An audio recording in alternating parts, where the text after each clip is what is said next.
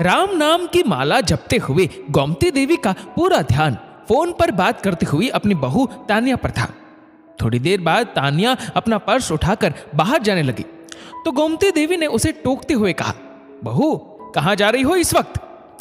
माँ जी, वो जो मेरी सहेली नैना है ना, उसकी तबीयत खराब है तो उसे देखने जा रही हूं। पता नहीं कितनी सहेलियां बना रखी है तूने। कुछ दान दक्षिणा पूजा पाठ तू भी कर लिया कर। अच्छा, बाहर जा ही रही है तो वो जो मैंने दान का सामान निकाल रखा है वो पुरोहित जी के घर देती जाना। मैंने उनको फोन करके बोल दिया है। जी माँ जी, कहकर तानिया सामान लेने अंदर चली गई। उसने थैला खोल कर देखा तो उसमें एक अच्छी साड़ी, श्रृंगार का सामान, 200 रुपए और एक मिठाई का डिब्बा था।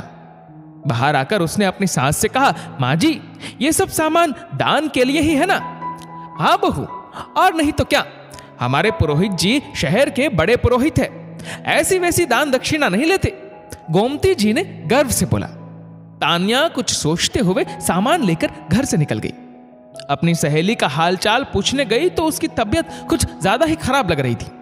घर पर उसके पति भी नहीं थे, इसलिए तानिया उसे अस्पताल ले गई। जब वो दवाई की दुकान से दवाइयां ले रही थी तो उसे एक वृद्ध गरीब आदमी दिखाई पड़े जो अपनी बीमार पत्नी के लिए दवाइयां ले रहे थे, लेकिन उनके पास 100 रुपए कम पड़ रहे थे। तानिया ने देखा तो उसने 100 रुपए उन्हें देते हुए कहा, बाबा आप ये पैसे ले लीजिए। उस वृद्ध आदमी ने असहाय दृष्टि से देखते हुए कहा, लेकिन बिटिया मैं ये पैसे वापस कैसे करूंगा? तानिया ने उनके हाथ में रुपए रखकर उनकी मुट्ठी बंद करते हुए कहा, बाबा उसकी कोई जरूरत नहीं, कहकर वो वहां से चली आई। वो वृद्ध उसे मन ही मन ढेरों आशीर्वाद दे रहा था।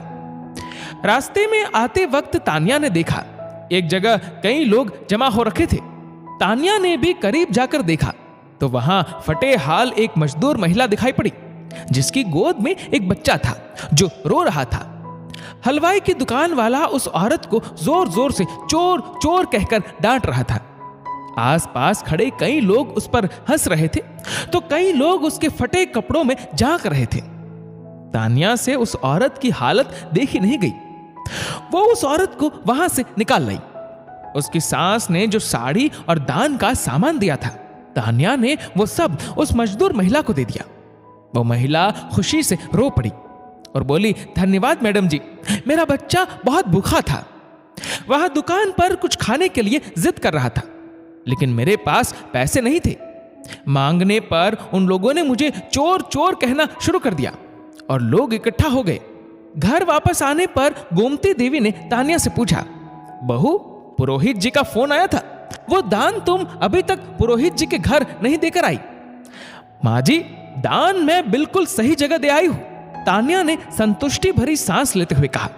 मतलब?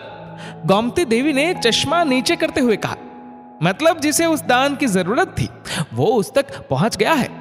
पुरोहित जी के पास तो ऐसे सैकड़ों दान आते हैं, लेकिन ऐसे सैकड़ों लोग हैं जिन्हें सही मायने में मदद की जरूरत है, उन्हें कुछ भी नहीं मिल पाता। बस उन्हीं में से एक के पास आपका वो दान पहुंचा आई हूं मां जी।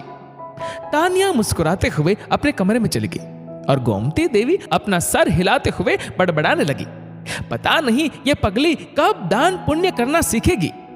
दोस्तों, इस वीडियो को लेकर आपकी क्या राय है नीचे कमेंट करके जरूर बताएगा। और अगर आपको वीडियो अच्छा लगा हो तो इस वीडियो को लाइक करेगा, शेयर करेगा ज्यादा से ज्यादा लोगों तक, और ऐसे ही और भी इंस्पिरेशनल वीडियोस के लिए सब्सक्राइब करें हमारे यूट्यूब चैनल को और फेसबुक पर फॉलो करें हमारे पेज को।